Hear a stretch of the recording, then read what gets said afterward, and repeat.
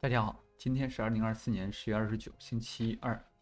我们现在看一下今天黄金、比特币还有原油的走势分析。先看一下黄金，黄金的话，从日图来看的话，今天早盘突破了前期的高点，而且终于突破了这个，而且现在的话，算是从四角图来看的话，突破的力度还比较大。四角图的话，其实也已经突破了前期2755的这个高点。然后包括1小时前期2757的这个高点，所以的话，今天早上的这一波直接把前期日图、4小时图还有1小时图的3个高点全部都突破了。虽然现在在回落，但是它只要没有跌破这个2747的这个位置，就是下方的这个日图的这个高点，没有突破之前的话，没有跌破之前的话，我们就还是保持看多的一个思路。然后从现在的区间来看的话，我们现在可以标一下。现在的话，最新的阻力区间的话就是这个位置，就是2755到2757，这个是最新的一个阻力区间。只要今天白天能够突破这个区间的话，下一个目标的话，我们可能就要看到2800的那个位置了。否则的话，下方的话，就是下边的话，这个位置我们需要注意，就这个2747的这个位置，因为这个是上方，就是前期日图的一个高点。如果这个今天跌破的话，那可能上涨的趋势我们就要再反转了，就不能再看多了。然后后方的话，下方的话可能会看跌。然后目标的话，第一目标的话肯定是这个位置，就是前期的这个震荡的这个区间。如果跌破之后的话，这个的话下一目标。但是如果它跌不破，包括今天白天的话，因为早上已经拉了一波了，现在在回调，回调的话，跌破下方位置的话，我们认为它是反转向下了，否则的话，在这个位置的话可能会做震荡。震荡之后的话，我们需要看一下，还是需要看一下这两个位置。向上突破的话，还继续看2800；向下跌破的话，我们可能转空，转头做空。所以的话，现在在这个区间内的话，我们可以短线再做多，看看他们有没有可能再度往上拉，或者是缓走。然后最终的话，其实重点关注的话还是上下这两个位置。这两个位置只要有任意一方跌破的话，或者是上破的话，我们就认为它另一个趋势开始了。否则的话，在这中间的话，在这个47到555之间的话，我们就只能做多。在这区间的话，就不要做空了。有的人说想要摸顶，你摸顶的话其实也没关系，你就在这个位置之下摸顶就行。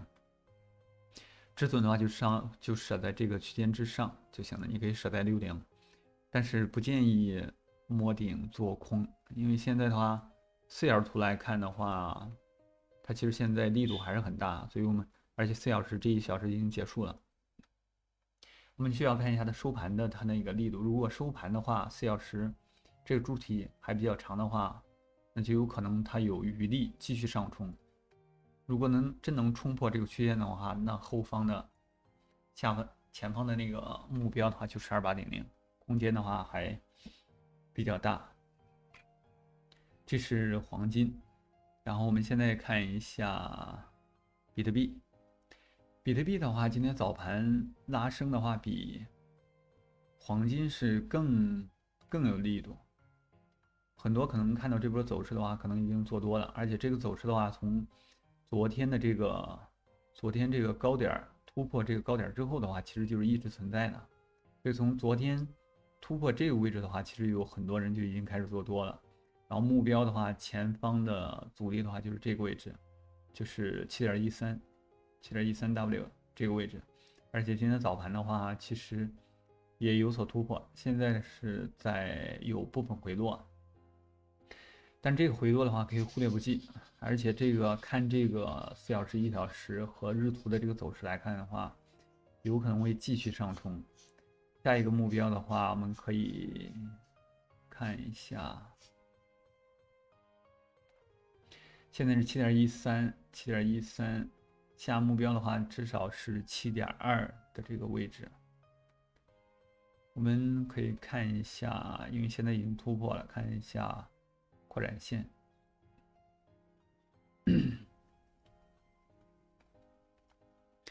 从扩展线来看的话，下一个比特币的目标在7.28的这个位置，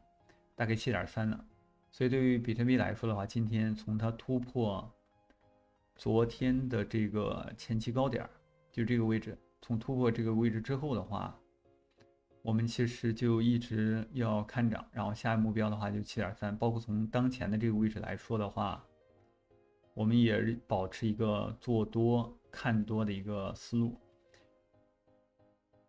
这个没有什么突破，现在的话就可以做多。它如果回调的话，向下方回调的话，我们可以继续做多。然后它只要不跌破前期的这个高点，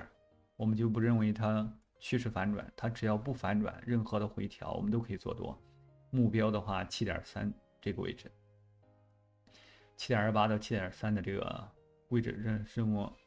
是我们下一个目标。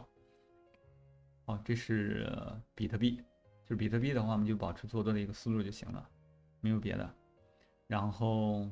们现在看一下原油，原油的话现在已经是完全转空了，然后但是这个操作，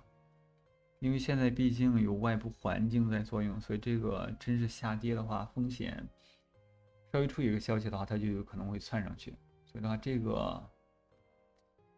原油今天可能对我来说的话，可能不太会操作。唯一要操作的话，就是我们可能做一下短线。我们看一下短线吧。这个看长线的话，长线其实从技术面来看的话，它其实处于一个下跌的一个状态。但是前方的这个低点在，我们可以大概画一下，就是上方68.8是它的阻力，